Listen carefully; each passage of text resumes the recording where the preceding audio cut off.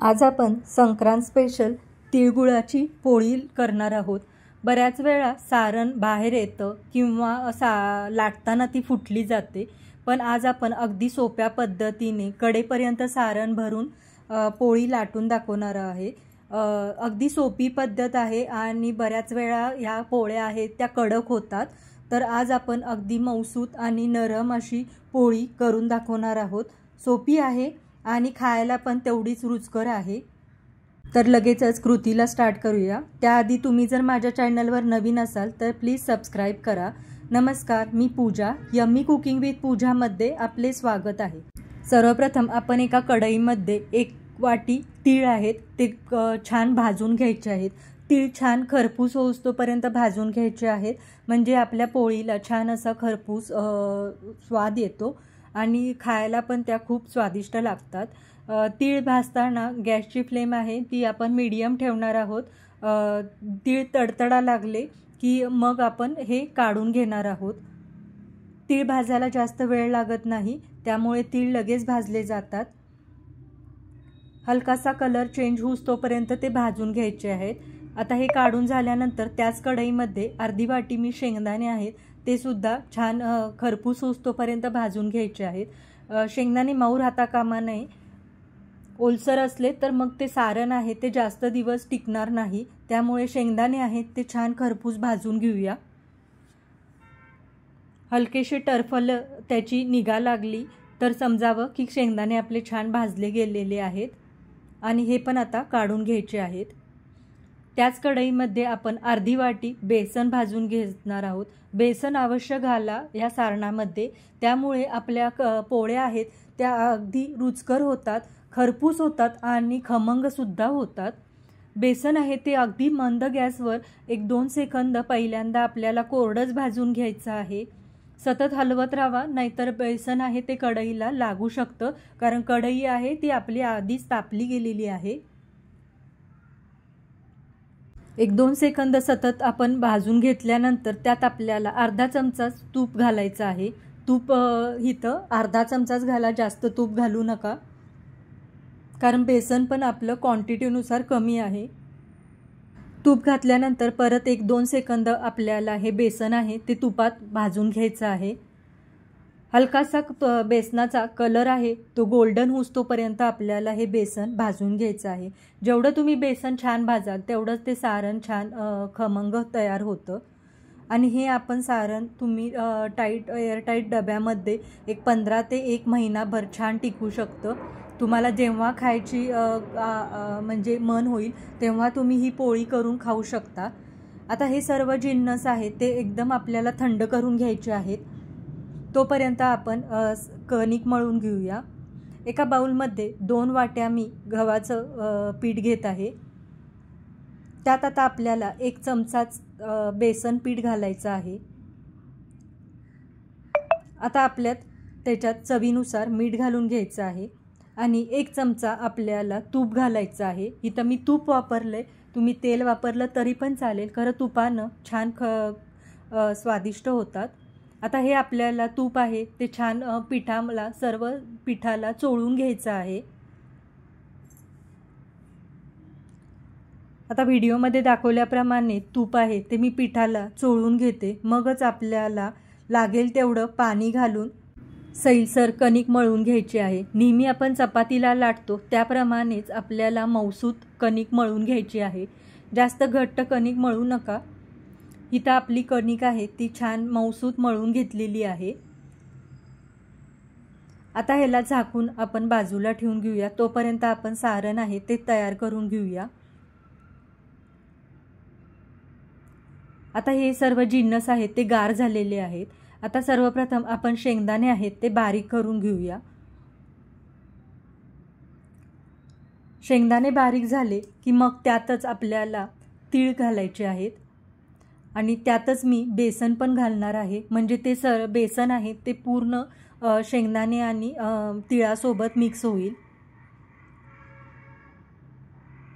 आता हे छान मिक्स झालेलं आहे। आता या सारणासाठी आपल्याला आता इथं बघा मऊसूत झालेलं आहे सारण, अगदी रवाळ असं टेक्स्चर आलेलं आहे। जेवढं तुम्हाला बारीक करता येईल तेवढं तुम्ही हे सारण आहे ते बारीक करून घ्या। आता ह्याच्यासाठी आपल्याला 1 वाटीभर गूळ घालणार आहोत आणि त्यात आपल्याला 1 चमचा वेलची पावडर घालायची आहे। हे सर्व जिन्नस मी मिक्सरमध्येच एकजीव करून घेणार आहे। गूळ खिसून घेतलेला आहे, त्यामुळे तो पटकन त्या सारणामध्ये मिक्स होईल। आता 1 चमच्याच्या साहाय्याने आपल्याला हे खालीवर करून घ्यायचं आहे, म्हणजे गूळ आहे तो नुसता वरती फिरला जाणार नाही। आता हे परत आपण मिक्सरला पल्स मोडवर कमी जास्त करत आपल्याला हे पूर्ण सारण एकजीव करून घ्यायचं आहे। आता इथं बघू शकता छान असं सारणाला कलर पण आलेला आहे आणि सारण आपलं इथं तयार झालेलं आहे। हे तुम्ही सारण एका एअरटाईट डब्यामध्ये किंवा एखाद्या स्टीलच्या डब्यामध्ये सुद्धा वरती फ्रीजमध्ये न ठेवता वरती 1 महिनाभर सारण हे छान टिकलं जातं आणि कधी तुम्हाला पोळी खायची मन होईल तेव्हा ती पोळी तुम्ही खाऊ शकता। आता हे सारण आपलं तयार झालेलं आहे। आता इथं कणिक पण आपली भिजली गेलेली आहे। आता याच्यावर आपल्याला 1 चमचाभर तेल घालून परत 1-2 मिनिटं आपल्याला ही कणिक आहे ती सैलसर करून घ्यायची आहे। असं केल्यामुळे पोळी कणिक आहे ती हलकी होते आणि पोळ्या आहेत त्या छान लाटल्या गेल्या जातात। आता कणिक छान मळून झाल्यानंतर त्यातला छोटासा गोळा घ्यायचा आहे। आपल्याला पोळ्या आहेत त्या छोट्या छोट्याच करून घ्यायच्या आहेत, म्हणजे खायला पण त्या छान लागतात। आता याचा आपल्याला गोलसर गोळा करून त्याचा उंडा तयार करायचा आहे। आपण पुरणाला जसा उंडा तयार करतो त्याप्रमाणे उंडा तयार करायचा आहे, म्हणजे छान अशी गोलसर वाटी तयार करून घ्यायची आहे। कडेने पातळ आणि मध्ये थोडंसं जाडसर ठेवायचं आहे। आता ह्याच्यात आपल्याला भरून सारण घालायचं आहे। जेवढं तुम्हाला सारण त्या वाटीमध्ये बसेल तेवढं तुम्ही गच्च भरून घाला। आता ह्याला आपल्याला बंद करून घ्यायचं आहे। हलकसं बोटानं प्रेस करा सारण आणि मग त्याचं ते बंद करून घ्या, म्हणजे सारण अजिबात बाहेर येणार नाही। याप्रमाणे आपण हे उंडा तयार करून घेतलेला आहे। जर जास्त पीठ वरती राहत असेल कणिक तर ती काढून घेतली तरी पण चालेल, किंवा आतल्या बाजूला ते प्रेस करून घ्या। गव्हाचं पीठ लावून घ्यायचं आहे। इथं मी गव्हाचं पीठ वापरले, तुम्ही तांदळाचं पीठ वापरलं तरी पण चालेल। आणि हलक्या हातानं आपल्याला हे प्रेस करून घ्यायचं आहे पहिल्यांदा, आणि मग लाटण्यानं हळुवारपणे आपल्याला हे दोन्ही बाजूनं लाटून घ्यायचं आहे। हळुवारपणे लाटणं फिरवून घ्यायचं आहे, जास्त जोर लावायचं नाही, नाहीतर मग सारण आहे ते बाहेर निघू शकतं। दोन्ही बाजूनं पण लाटल्यामुळे सारण आहे ते सर्व कडेपर्यंत पसरलं जातं, नाहीतर मग एकाच बाजूला सारण दिसतं आणि एका बाजूला मग कणिक आहे ती दिसली जाते। त्यामुळे दोन्ही बाजूनं पण हे आपल्याला लाटून घ्यायचं आहे। जेवढं पातळ लाटता येईल तेवढं पातळच लाटायचं आहे आपल्याला हे। आणि छान असं हे बघा सारण छान पूर्ण कडेपर्यंत पसरलं गेलेलं आहे। आता इथं तवा पण छान गरम झालेला आहे। आता एक बाजू पूर्णपणे आपली भाजल्यानंतर मग आपल्याला ह्याला पलटून घ्यायचं आहे। लगेच पलटून घ्यायची गरज नाहीये। आता वरून बबल्स येत आहेत त्यामुळे आपण ही पलटून घेऊया।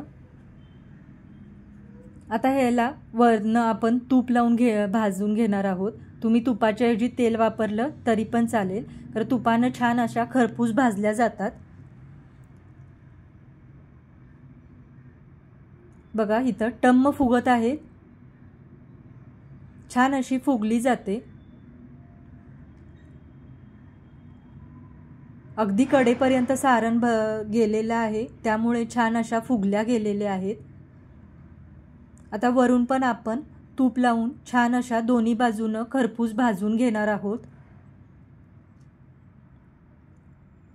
आणि ह्या अशाच पोळ्या जरी करून ठेवल्या तरी पण त्या 8 दिवस छान अशा खरपूस राहतात, अजिबात मऊ पडत नाहीत।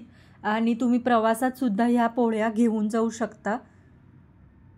लहान मुलांना तर अतिशय पौष्टिक ह्या पोळ्या आहेत, डब्याला टिफिनमध्ये पण देऊ शकता।